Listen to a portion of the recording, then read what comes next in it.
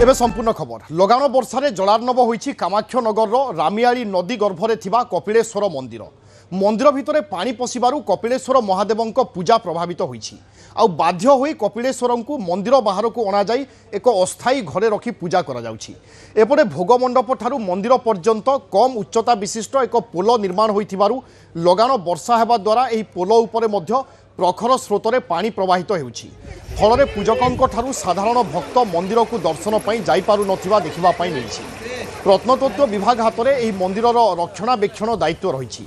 नदी गर्भरे थिबा कपिलेश्वर मंदिर को सबुदिन जीवाई एक सुउच्च पोल निर्माण पर जोर धरी दाबी। लगाण वर्षा फल जलार्णव होईछि कामाक्षनगर रामियाली नदी गर्भरे थिबा कपिलेश्वर मंदिर, जार चित्र बर्तमान आमे आपनकु देखाउछु। मंदिर भितरे पानी पशिबारु कपिलेश्वर महादेवंक पूजा प्रभावित होईछि। तबे वर्तमान स्थिति संपर्क में अधिक सूचना पाई आशीष रंजन सतपथी रहउछन्ती आम प्रतिनिधि। आशीष, वर्तमान स्थिति कौन, जलस्तर केते पर्यंत पहुँचलानी, कौन सब परिस्थिति सृष्टि होउछि? वर्षा जारी रही फल बर्तमान ढेंकानाल विभिन्न स्थान में बर्तमान क्योंकि जलबंदी समस्या उपजित क्योंकि राज्य राजपथ उपर पानी चली। ये जो दृश्य आम देखा टीवी स्क्रीन ये हूँ ढेंकानाल कामाक्षानगर रामियाल नदी गर्भरे जो रही कपिलेश्वर मंदिर रही से महादेव पूजा पाँच रामियाल नदी लगाण वर्षा फल जो पानी अधिक आसी बर्तमान से मंदिर भीतर पानी पशिची। सबुठ बड़ कथा हूँ गर्भ मंदिर से मंदिर जो रास्ता पर्यटन जो गोटे पोल निर्माण कर पोल जेहेतु कम उच्चता विशिष्ट रही ऊपर पानी चलती। तेणु बर्तमान भक्त आरंभ पूजक बर्तमान मंदिर भर भय कर कारण भासी जीवार कोटना कोटी भय रही जो भाव में प्रखर स्रोत बर्तमान चली। तेणु जो मंदिर पूजक रही से बर्तमान कपिलेश्वर महादेव मंदिर उठे आनी मंदिर बाहर नदी बाहर जो रही गोटे अस्थायी घर रही से रखी बर्तमान पूजा कर किसी दिन तले जो लगाण वर्षा होता मासर प्रथम सप्ताह समान स्थिति उपजी। तेणु अंचलवासी बर्तमान दाबी करेतु प्रत्नतत्व विभाग हाथ में रही मंदिर रक्षणाबेक्षण दायित्व। तेणु तुरंत एप्रति दृष्टि दि जाए किभली भाव में या गोटे उच्च सुउच्च पोल ये निर्माण करमितिक वर्षा तमाम लोक सुरुखुरे जावासवा करें लगाण वर्षा होगापर ठाकुर दर्शन करेंगे पूजक सबुदिन पूजा अर्चना करें गोटे सुव्यवस्था करने बर्तमान दाबी। अर्थात वर्तमान स्थिति को देखी लोके ए सब दाबी करुँच ए सब भितर आम स्थिति देखा सबकि बुड़ी चली केवल मंदिर देखा जाऊँगी प्रभु को वर्तमान अस्थायी मंदिर को अणा जा रखा जाइए। बहुत बहुत धन्यवाद आपन सूचना। अनुगुल रे गतकाली ठारू वर्षा कमी हेले अनेक स्थान रे लोकंक दुर्दशा बढ़ी जाइछि।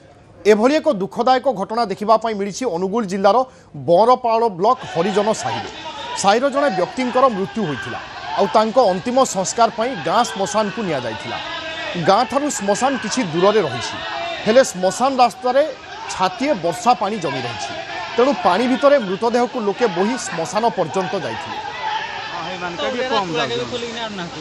ए संक्रांत अधिक सूचना भिकारी महांती अच्छा आम प्रतिनिधि।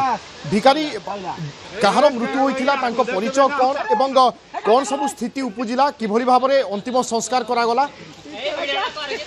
देखो विभु गतकाल अनुगुल जदिव वर्षा छाड़ी जाइए कि जो जहाँ पानी जमी रहा कथा तलिया अंचल पानी जमिकी रही तेणु लोक मान निश्चित भाव दुर्दशा बढ़ी जाइए।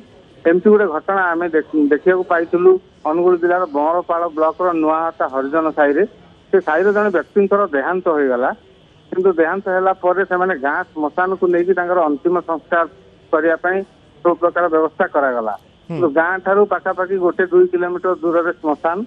तेणु जिते शव को धरिकी कांधेकी लोक मैंने श्मशान को गले घर ठारू जो रास्ता पड़िया रही रास्ता रही से रास्तार पाखापाखि अंठारू अधिक पानी रही पाखापाखि 1 किलोमीटर पानी। तेणु जेहेतु श्मशान रही जमी नहीं कि अंतिम संस्कार करने को पड़ो से किसी लोग शव को कांधेकी पानी भितर बुड़ी बुड़ी नहीं श्मशान जेहेतु टे उच्च जगह पक्का सीमेंट या तेणु अंतिम संस्कार करने किसी असुविधा है किंतु घर ठारू जो पाखापाखि 1.5 किलोमीटर 1.5-2 किलोमीटर जो नबाक पड़ला पानी भितर पाखापाखि अंटे पानी रे बुड़ीकी कांधेकी शव को नहीं से दृश्यटा अत्यंत दुखदायक थिला। निश्चित भाव में आम कहीपर जे जी देखी से ही अनुभव कर जो भली दृश्य थिला। कारण शव को तो रखा जा पारनी, शव को तो अंतिम संस्कार निहाती करा पड़ो। तेणु एभली अत्यंत कष्ट सहकारे पानी भितर बुड़िकी ग्रामवासी परिवार लोक श्मशान को नहीं अंतिम संस्कार करते। बिल्कुल 2 ରୁ 3 दिन जितेबाला वर्षा हुए और एभली किसी स्थिति सृष्टि हुए पानी जमे ताहले लोकंक जीवन मध्य दुर्विषह हो उठे। जदि कहार जीवन जाए और श्मशान नावाई पड़े ताहले एभली किसी परिस्थितिर सामना करने पड़े जहाँ निश्चय चिंताजनक। बहुत बहुत धन्यवाद भिकाजी।